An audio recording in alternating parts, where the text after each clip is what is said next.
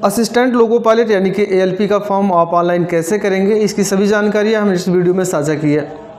आपको जाना होगा sarkarijal.com की ऑफिशियल वेबसाइट पर, जहां पर आपको मिलेगा RRP LLP, ऊपर भी मिल जाएगा। अगर लेटेस्ट जॉब में आप जाएंगे तब भी आपको ऑप्शन मिल जाएगा। आप इस पर क्लिक करेंगे, जहां पर आपको कुछ शॉर्ट नोटिफिकेशन दिया गया है कि आपकी कितनी फ़ीस लगनी है, इसकी लास्ट डेट कब है, ये सब दिया गया है। और ध्यान रखें कि आपका जो रिफ़ंड आएगा उसका भी रूल आप जान लीजिए कि अगर आप जनरल कैंडिडेट हैं, 500 रुपये आपकी लग रही है, फर्स्ट स्टेज को आप एग्ज़ाम देते हैं तो आपका 400 रुपये रिफ़ंड आएगा, लेकिन जो OBC है, SC है, उनका पूरा पैसा रिफ़ंड कर दिया जाएगा।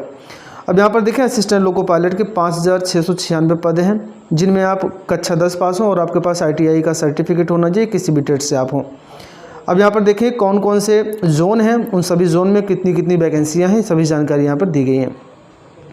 ऑनलाइन करने के लिए अब आपको थोड़ा सा नीचे जाना है। अप्लाई ऑनलाइन का एक बटन दिखाई दे रहा है, रजिस्ट्रेशन वाले बटन पर आप क्लिक करेंगे। अब यहाँ पर देखें, इसकी ऑफिशियल वेबसाइट आपके सामने खुल जाएगी, जहाँ पर आपसे पूछा जा रहा है कि are you currently debarred by the RRB। नहीं, ऐसा नहीं है, क्योंकि आपने कभी डिबार आप नहीं किए गए हैं। आप इसे नो पे क्लिक करेंगे और जिसमें नो है आप उस पर रहने दीजिए। आपकी कंट्री क्या है, आपकी इंडिया है। अब यहाँ पर आपका फुल नेम पूछा जा रहा है, तो अपने हाई स्कूल मार्कशीट के अनुसार यहाँ पर आप डेटा को फिल करेंगे। उसके बाद यहाँ पर जो रीटाइप फुल नेम लिखा गया है, फिर से आप अपना दोबारा वही नाम फिल करेंगे जो आपने पहले बॉक्स में फिल किया हुआ है। स्पेलिंग मिस्टेक बिल्कुल नहीं होनी चाहिए।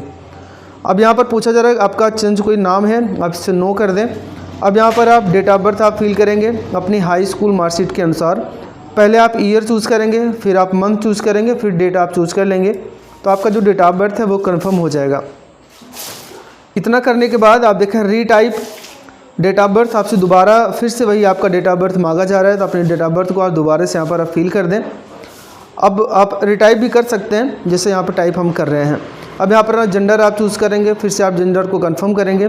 आप अपने पिता का नाम यहाँ पर आप फिल करेंगे, जैसा कि हाई स्कूल की मार्कशीट में लिखा गया है। ध्यान रखें, आधार कार्ड में नाम कुछ और है, हाई स्कूल मार्कशीट में कुछ और है, तो आधार कार्ड के अनुसार आप डेटा नहीं फिल करेंगे, बल्कि हाई स्कूल मार्कशीट के अनुसार आप डेटा फिल करेंगे।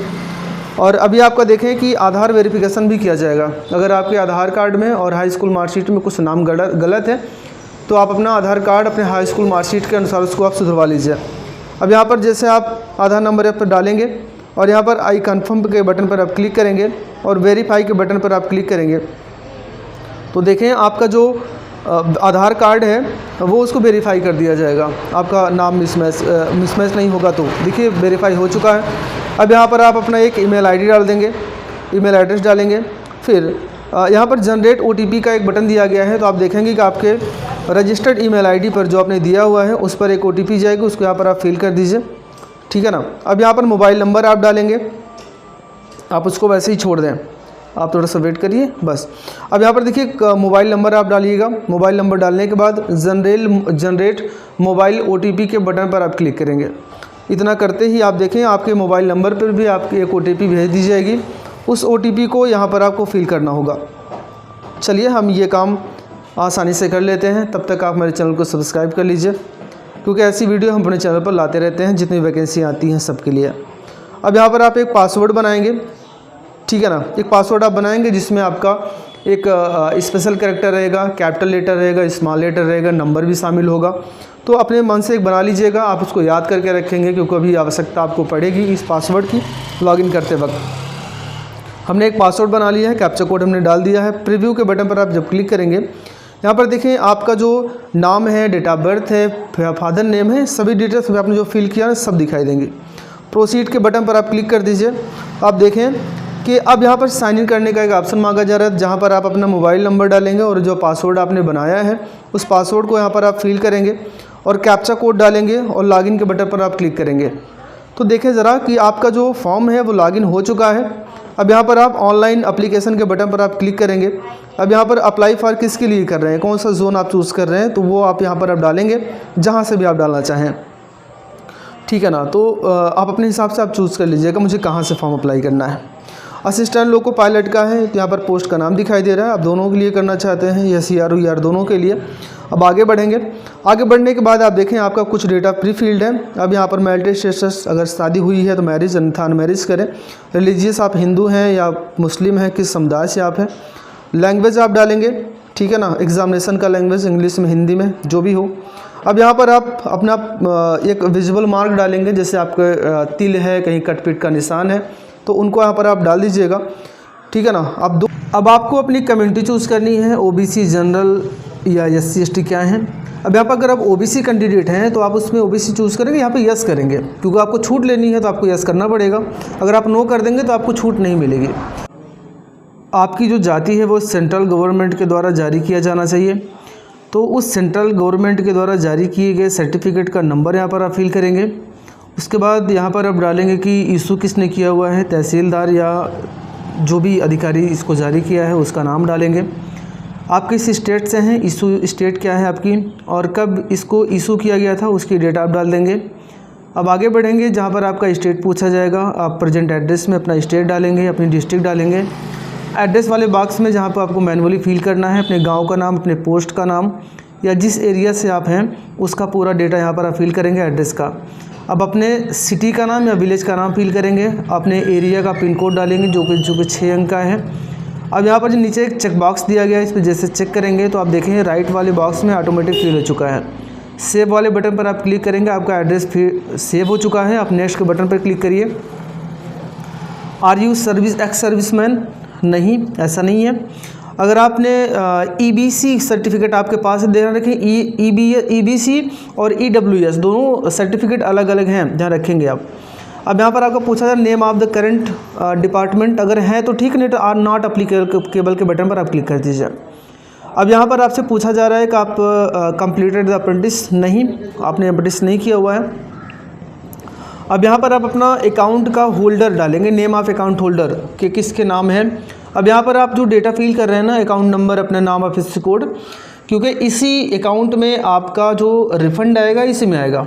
जब आप फर्स्ट स्टेज एग्ज़ाम देंगे और अगर आप पास हो जाते हैं तो आपका नहीं आएगा, लेकिन अगर आप पास नहीं होते हैं तो आपका जो रिफ़ंड है वो वापस आपके इसी बैंक खाते में वापस कर दिया जाएगा। इतना करने के बाद आप कंफर्म के बटन पर जैसे क्लिक करेंगे तो आप देखें आपके नेम ऑफ बैंक और एड्रेस आपका दे दिया जाएगा। सेव के बटन पर क्लिक करेंगे तो आपका जो एड्रेस है वो सेव हो जाएगा और आप नेक्स्ट के बटन पर आप क्लिक कर दीजिए। इतना करते ही आप देखें आप नीचे की तरफ चले जाइएगा, जहाँ पर आपका क्वालिफ़िकेशन मांगा जा रहा है। क्वालिफ़िकेशन में आपको अपनी हाई स्कूल की मार्कशीट आपको यानी फिल करना है और ITI आपको डालना पड़ेगा। किस स्टेट से आपने हाई स्कूल परीक्षा पास की वो डिस्ट्रिक्ट कहाँ से पास किया वो डालेंगे। किस बोर्ड से आपने पास किया हुआ है, CBSE है, UP बोर्ड है। उसके बाद यहाँ पर डेट ऑफ इशू, तो आप देखेंगे आपकी जो मार्कशीट है, सर्टिफिकेट है, वहाँ पर आप नीचे आप देखेंगे ना तो वहाँ पर आपको लिखा गया है कि कब इशू किया गया था, डेट, मंथ और ईयर सब दिया गया है, उसको आप पर फिल कर देंगे। और रोल नंबर वाले बॉक्स में आप अपने हाई स्कूल का रोल नंबर यहाँ पर आप फिल कर देंगे। रोल नंबर फिल करने के बाद आपको एक बटन दिखाई दे रहा है ऐड का, तो आप उसको ऐड करेंगे। ऐड करने के बाद फिर आपसे आपका ITI का डेटा आपसे मांगा जाएगा। देखिए मैं नेक्स्ट कर रहा हूँ, नहीं हो रहा है, मुझे ITI क्या करना होगा, ऐड करना होगा। जैसे हम ऐड करते हैं तो आप देखिए ज़रा क्वालिफ़िकेशन फिर से आप चले जाइएगा। यहाँ पर आप देखें आपका ITI या 3 ईयर डिप्लोमा जो भी आपने किया हुआ है, तो ये ITI है, तो इसे ITI में फिल कर रहा हूँ। तो किस स्टेट से कौन सा ट्रेड आपका है वो, किस स्टेट से आपने पास किया वो, फिर किस डिस्ट्रिक्ट से आपने ITI कंप्लीट किया वो, ये सभी डेटा आप फिल करेंगे। नेम ऑफ इंस्टीट्यूट, जिस इंस्टीट्यूट से आपने ITI कंप्लीट किया हुआ है उसका नाम यहाँ पर आप डालेंगे। फिर डेट ऑफ पासिंग आप डालेंगे। सर्टिफिकेट इशू बाई, किसके द्वारा इशू किया गया है वो डेटा यहाँ पर फिल करेंगे। तो नेम ऑफ इंस्टीट्यूट फिल करने के बाद मैं डेट ऑफ पासिंग भी यहाँ पर मैं फिल कर देता हूँ, जो कि आपकी मार्कशीट में है। ध्यान रखें कि जो भी डेटा फिल कर रहे हैं बड़े ध्यान से आप फिल करेंगे। इनको मैं कंफर्म कर देता हूँ, कंफर्म हो गया। अभी मैं सर्टिफिकेट इशू बाई किसके द्वारा इशू किया गया, यानी कि SCBT है, NCBT है, तो जो भी आपका है वो। और यहाँ पर आप डालेंगे स्टेट ट्रेड है या फिर आपका नेशनल ट्रेड है, तो NCBT नेशनल ही होता है, SCBT स्टेट का होता है। इतना करने के बाद ऐड के बटन पर आप क्लिक करेंगे तो आप देखें आपका जो डेटा है वो सेव हो चुका है। अब मुझे नेक्स्ट के बटन पर आपको क्लिक कर देना है। नेक्स्ट के बटन पर क्लिक करने के बाद आपकी फ़ोटो और सिग्नेचर मांगा जा रहा है। फ़ोटो और सिग्नेचर राइट साइड में उनका नोटिफिकेशन भी दिया गया है कि कितने KB का होना चाहिए, कितने से कितने बीच में होना चाहिए। तो इनको नोटिफिकेशन के पढ़ के आप इसको अपलोड कर दीजिए। अब यहाँ पर अपलोड अगर करने में आपको कोई प्रॉब्लम हो रही है तो मुझे कमेंट बॉक्स में बताइए। जब मुझे यहाँ पर सेव एंड नेक्स्ट सेव के बटन पर क्लिक करूँगा, अब यहाँ पर आपका पूछा जा रहा है कि सिलेक्ट एग्ज़ाम, तो आपका जो ट्रेड था ना वो ऑटोमेटिक एक ही आ जाएगा। अब यहाँ पर आप जो I have excise and check the older and the post preference है ना, अब सब पे जो 3 बॉक्स दिए हैं तीनों पे आप टिक करिएगा। अगर कुछ छूटेगा तो नहीं हो पाएगा। ये देखिए एक चेक बॉक्स छूटा हुआ है ना यहाँ पर, मैं इसको भी चेक करता हूँ और प्रीव्यू एप्लीकेशन के बटन पे क्लिक करूँगा तो हमने जो फॉर्म फिलअप किया हुआ है उसका प्रीव्यू प्रिंट हमारे सामने आ जाएगा। आई हैव रीच एक बटन पे क्लिक करिए और सबमिट कर दीजिएगा, फिर से सबमिट करिए।